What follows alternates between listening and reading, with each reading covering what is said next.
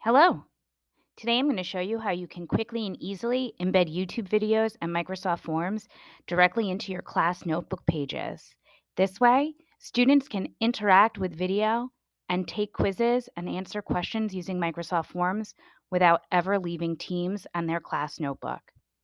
To do that, you're going to begin by navigating to the page that you want to add content to. I open my tray. I'm working in Unit 1 on my Grandma Gamer page.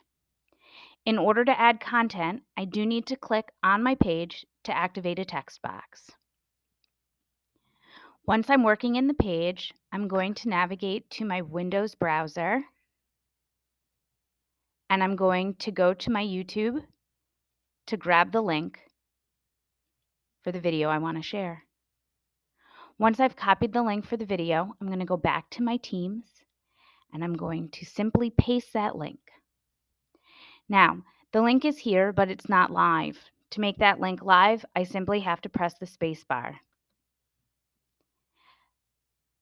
Microsoft products are really great at recognizing links, and you'll notice that after I press that space bar, the video automatically appeared. My work is done. Now I'm ready to add my Microsoft form. So again, I'm going to click to start a new text box. So just a little bit below that video. You can see the cursor blinking right there. And I'm going to go back to my internet browser. I'm going to go to my form. I'm going to, again, get the link to share this. Copy that link, return to my class notebook, and again, I'm going to paste that link right in.